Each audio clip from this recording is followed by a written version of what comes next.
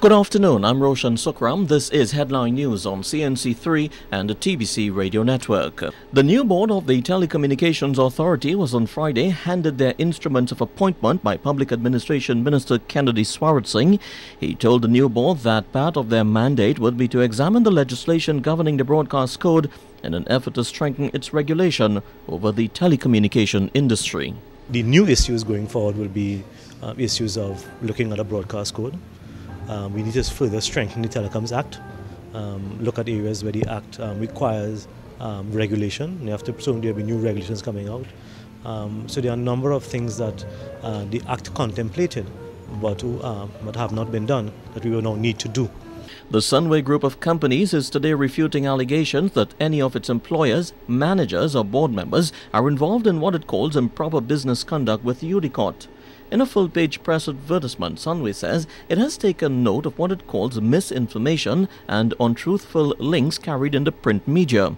It describes as ludicrous allegations of any form whatsoever of any improper relationship with the executive chairman of UDICOT, Calder Hart, or any members of his family. The ad further states that Sunway is committed to good governance, accountability and transparency. It went on to state that Sunway's holding company is a publicly listed company in Malaysia with an excellent reputation in its business dealings. The company shot into the spotlight this week when allegations surfaced that CH Development, also called Sunway Construction Caribbean Limited, was owned by relatives of the wife of the executive chairman of UDICOT and benefited from lucrative government contracts. The Teachers Union Tutor is condemning what it calls the uncaring attitude by the Ministry of Education towards the health and safety of students and teachers at the Marabella North Secondary School. In a press release, Tutor says 4 weeks ago, staff and students began suffering respiratory problems and had to seek medical attention stemming from what it says was a massive pigeon infestation. The union says to date, while renovations are nearing completion to keep out the pigeons, no cleaning or sanitization work has been done and the school remains in a filthy and contaminated state.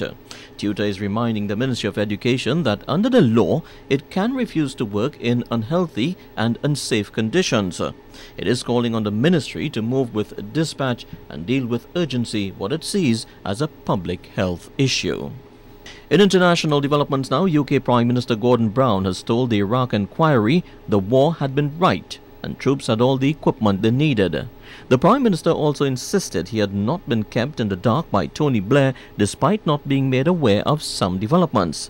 His own intelligence briefings had convinced him that Iraq was a threat and that had to be dealt with, he said. But the main issue for him was that Iraq was in breach of UN resolutions and that rogue states could not be allowed to flout international law. That's a look at Headline News to the hour on CNC3 and the TBC Radio Network. Stay tuned for another news update in 1 hour's time. And our major network news comes up at 7 o'clock this evening right here on CNC3 and the TBC Radio Network.